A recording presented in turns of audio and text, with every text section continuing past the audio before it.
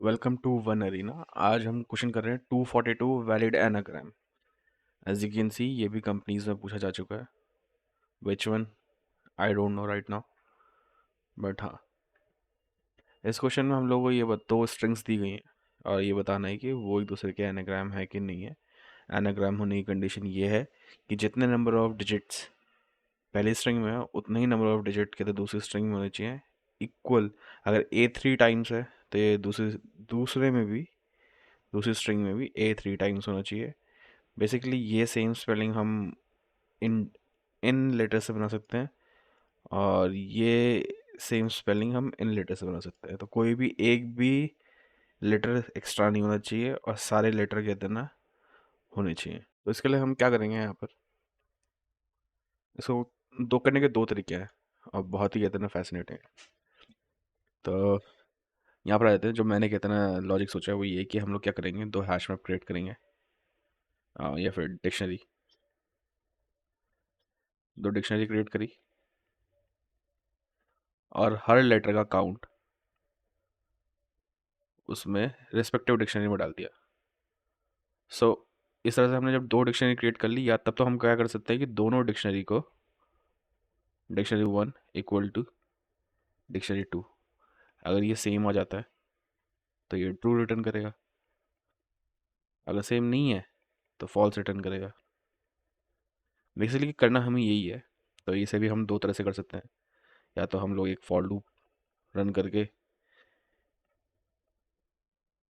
हर की के लिए वैल्यूज़ को दोनों डिक्शनरीज में कंपेयर कर लें, या फिर दोनों को आपस में एक दूसरे के इक्वेट कर। तो ज़्यादा टाइम वेस्ट ना करते हुए सीधा कोड पे चलते हैं। यहाँ पर देख लेते हैं। सबसे पहली लाइन हमने क्या लिखी है, हम लोगों ने चेक किया है कि इन दोनों की लेंथ सेम है कि नहीं है। अगर सेम नहीं है तो कोई सेंस ही नहीं बनता आगे बढ़ने का, सीधा रिटर्न फॉल्स। यहीं पर कहते हैं लॉजिक एंड। फिर उसके बाद क्या किया है हम लोगों ने, हमें को दी है एक स्ट्रिंग एस स्ट्रिंग टी। तो एक हमने डिक्शनरी बनाई है काउंट एस और एक बनाई है काउंट टी। तो उसके बाद एक फॉर लूप चलाया है। तो लेंथ ऑफ एस और लेंथ ऑफ टी सेम ही होंगे, यहाँ हम ऑलरेडी चेक कर चुके हैं। तो हमने क्या किया, काउंट एस और काउंट टी के अंदर रेस्पेक्टिव काउंट को अपडेट करना चालू किया और डॉट गेट किया है। तो डिक्शनरी में हम लोग एक या तो इफ़ कंडीशन लगा सकते थे कि अगर ये डिक्शनरी में है नहीं पहले से, अगर कहते ना ये कोई की नहीं है, तो इफ़ कंडीशन के थ्रू कहते ना हम चेक करते और उस की को प्लांट कर देते इक्वल टू ज़ीरो करके, और उसके बाद अपडेट कर लेते नीचे। एक तो ये भी कर सकते हैं। तो गेट से क्या हो रहा है, गेट से उसे डिफ़ॉल्ट वैल्यू मिल जाती है। एक तो यहाँ पर हम लोग की पास कर देते हैं और यहाँ पर हम लोग डिफ़ॉल्ट वैल्यू दे देते हैं। अगर कहते हैं ना की होगी तो वो की को कहते हैं ना फेच कर लेगा फ्रॉम डिक्शनरी, नहीं तो डिफ़ॉल्ट ज़ीरो वैल्यू को पास कर देगा, तो उसी में अपडेट हो जाएगा।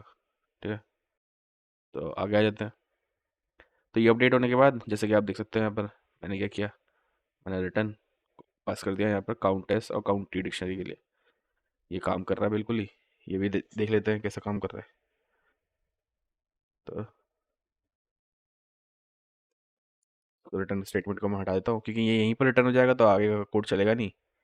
तो इसे रन करके देख लेते हैं। परफेक्ट, ये रिटर्न कर रहा है। हम यहाँ देख सकते हैं कि 48 ms लग रहा है। अच्छा, अगर हम ये जो कहते हैं ना कंपैरिजन है, ये कंपैरिजन क्या कर रहा है ये चेक करना चाहते हैं, तो हम नीचे आ जाते हैं। यहाँ पर हम लोगों ने एक फॉर लूप चलाया है काउंट एस के ऊपर।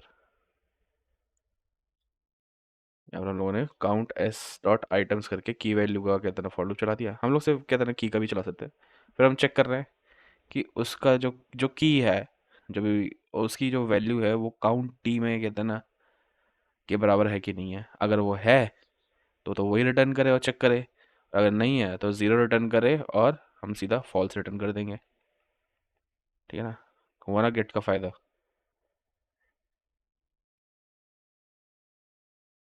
और अगर ये फॉर लूप रन हो जाता है पूरा और कोई इश्यूज नहीं आते हैं तो क्या हो रहा है, हम लोग रिटर्न कर रहे हैं true. That's it, bye bye. रुको रुको रुको, अभी नहीं। ये सारे लॉजिक के से पहले एक कहता ना चीज़ और है। पाइथन के अंदर इनबिल्ट एक डेटा स्ट्रक्चर होता है जो हैश मैप पे बिल्ड होता है, बेसिकली डिक्शनरी पे ही कहते हैं ना, बिल्ड होता है, जो होता है काउंटर। तो काउंटर क्या करता है, ये काउंट करके एक क्या डिक्शनरी बनाता है।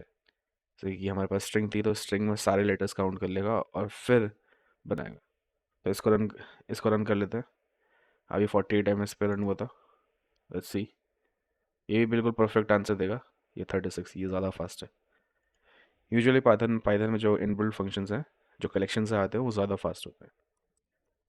तो अभी हमने जो फॉर लूप लिखा था वो देख लेते हैं। ओके, ये 57 है। और इसको रन करें तो